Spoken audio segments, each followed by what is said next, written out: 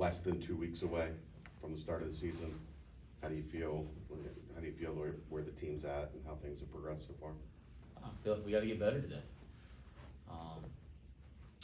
That's where my focus is. I'm not worried about 2 weeks from now. I'm worried about practice here in an hour or so. And I've really liked their willingness to come in the gym and work. We've made practice real. You know, we've been contentious a little bit the last couple weeks. We've tried to create some adversity, and they've responded in an admirable way for the most part. And I think you have to do that in the preseason. You can't wait for, you know, adversity and things to happen when games start. You got to try to create that in the preseason a little bit. And we've been probably pushing them harder in the last 8-9 days, maybe than any point since I've been the coach here.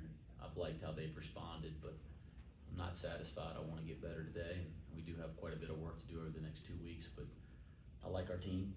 There's certainly a lot more out there. From an offensive standpoint, there's a lot more versatility with size and positions, and so there's a lot of things to work with, but shoot, I'm glad we got 2 weeks of practice before we play a real game. What does that adversity look like that you're trying to create for them? Well, you just try to create real environments that they have to compete, dig in, and fight through, whether it's fatigue, whether it's a long practice, whether it's a competitive situation, you know, whether it's challenging them to kind of dig in and find more, you know, and so, and maybe it's not real adversity, but you create basketball type adversity. You know, there's all kinds of adversity in life. We're just playing basketball, but you try to create adverse situations that they have to fight through and that they have to fight through together. And so we pushed pretty hard here over the last week or so, and it's fun because I felt comfortable that this group can handle it, and so far they've done a nice job of it. Whenever anyone's asked so far this season about the transfers or the new players on the team, you consistently talk about the guys returning and how proud you are of them. How has that gelling been so far with the new guys mixed with the returners? Well, off the court, it's been kind of neat, you know.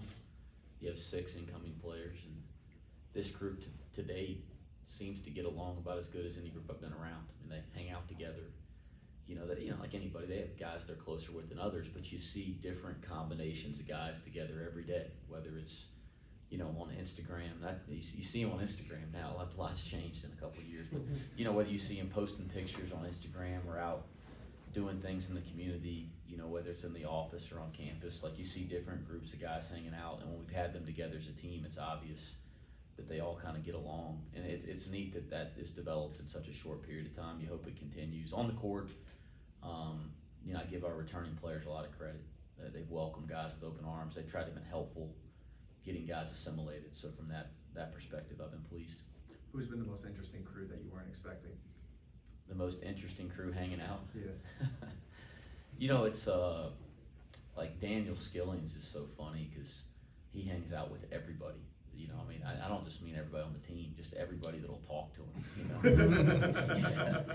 And anybody that knows him will laugh when they hear that because they know it's true. I mean, he was just in my office, and, you know, trust me, I don't feel special because he was probably in every office up there on the 6th floor. And then I'm running down to get here, and I did run because I was trying to get down here to not be late for you guys.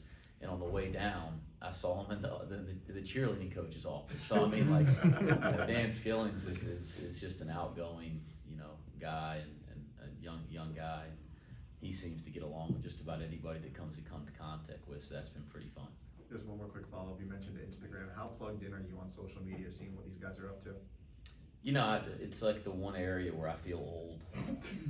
You know, I never have identified as older. I still, you know, I shoot in my head. I think I can still go out and make a bunch of threes and jam it and that type of thing. But yeah, so I've always thought of myself as young and energetic. But when it comes to social media and technology, that's where I'm starting to feel old. That and the music that they listen to, right? So I'm not going to say I'm the most up to date on all the social media, but I do enjoy following not just our current players, but our former players, my former players. It's just been a great way to stay connected. So I'm not so savvy at the posting and all that. I try, but it's been a great way for me to stay connected with people. well into preseason practice now. Are there any guys that you maybe didn't anticipate standing out that are standing out more now that you guys are on the floor every day? You know, nobody in particular stands out. I mean, everybody's had their moments, right? I mean, what's neat is the depth on the roster, and if you day in, day out, there's not a guy on this team that's on scholarship that doesn't show you why he belongs here. So that's been pretty neat. But we have high expectations for all the guys. That's why we gave them scholarships, and I don't think anybody's surprised us in any crazy way. But everybody's done a nice job. You spoke about how well the guys are gelling. You also last week talked a lot about Lou and what he brings on the court. What does he bring just from a personality and relationship standpoint that you've been able to see? Kalu. Yeah, Kalu's, he's really laid back off the court, you know, really quiet.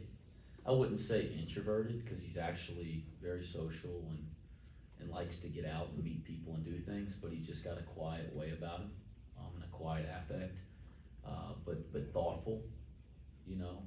I think people gravitate towards him. You know, you can see that again. Him and Dan are out, and Dan's the guy that's just talking up a storm, and Kalu's a little quiet but still social. So I think what's neat is we have these three transfers that all have a ton of experience, and it's not just their basketball experience, it's their maturity, right, of being around people and being on campus and being in a college basketball program, and Kalu's a really good example of that. You mentioned Dan Skillings, obviously the player he is off the court. Just talk about what you've seen from him on the court. Obviously he had the transformation after working with Mike Rayfeld this summer. He's put on about 15-20 pounds. What have you seen from him as the season's getting underway? Yeah, well, but both Kalu and Dan, I'll speak about both of them in this sense. They're both so gifted offensively.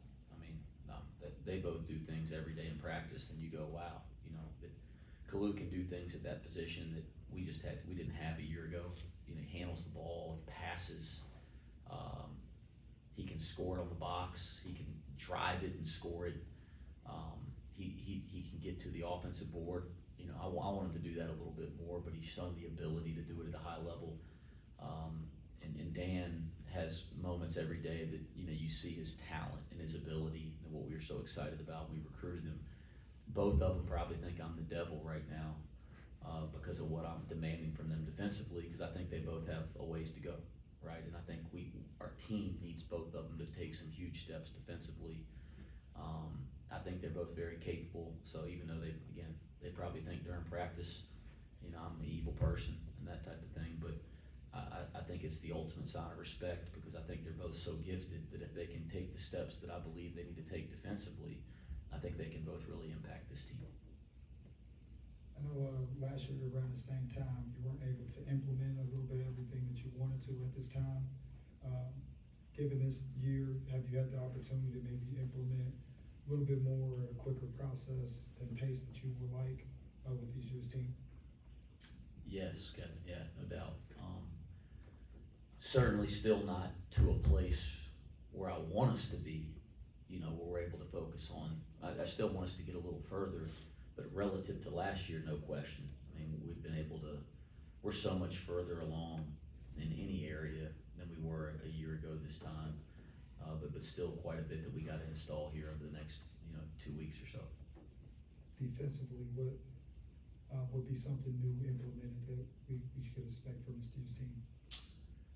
Well, we spent more time on zone, you know, than we ever spent at this point last year. And, excuse me, I do think this is a team that should be able to zone a little bit with its length and versatility. So that'll be something we'll play around with here and there. You know, we will put in some pressing, whether it's our full court man-to-man stuff or some of our 3/4 court zone stuff. So we tinkered with that right around the first game last year and just didn't feel great about it. And we'll start tinkering with that now leading into the first game. And I do think this team's more built to do it. There's certainly more foundational aspects to how we've been practicing defense to get us ready to do it. You said you don't want to get the game and have that adversity trying to create it beforehand. The way college basketball schedules are with some of those early bye games, is there a temptation to like work on some things in an actual game during the season, or do you try to go in, you know, completely sure of what you want to do? You know, don't know if I think about it in the sense that you asked the question, but I do think early in the year, you are still trying to learn your team in games, right? Listen, I'd love us to be every single action we want to run. I want the rotation perfect. You know, like I want it all in place the first game, and that's never happened. You know, even when I've had guys that are in their third or fourth year, you've never been there. So I do think early in the season, you're still trying to learn your team. The difference between, you know, this time now or this time last year and now is like, I felt like it was January. We were still trying to figure that kind of stuff out last year. I think we're much further along. But yes, the November, December, you know, no doubt we'll have to continue to make adjustments and changes to what we're doing. What kind of zone is, as a coach is Wes Miller? Are you- 2-3, 1-3-1, matchup? Do you have a preference or? That's funny. I knew you'd like to ask me that question. When I first got into coaching, I would tell people I hated zone. You know, it's just not my DNA. And then I learned that I like zone a lot more, or what was the way to say it, that I hate losing. So I like zone more than I hate losing. So if zone's the best way to help us win, I can embrace it, that type of thing. But no, I mean, it's never been my nature. And if you notice how we practice every day, and some of you guys have been to practice, we're gonna build everything around our base man-to-man principles. But I do think if you can be really good in those principles, and moving to the ball, defending the ball one-on-one, making shots difficult, contesting shots, those principles can apply to any defense, right? Any defense you play. So to me, it's not what zone do I like, it's what zone makes the most sense for our team and for our personnel, and the same principles that we have in man-to-man will apply to whatever defense that we play. So no, I'm not gonna tell you what zone we've been working on with this team, because I don't want somebody that we're gonna play against to watch this press conference and impact their scouting report. I tried. Whether on the court or off the court in the locker room, how important is John from a leadership perspective going into year 2 here? Extremely, Justin. Dave DeJulius he's really taken a step in a leadership sense. And I don't really like to sit on the podium and declare who the leaders are. I think that stuff works itself out naturally. But to date, I've been extremely impressed with Dave DeJulius. His approach has just been different.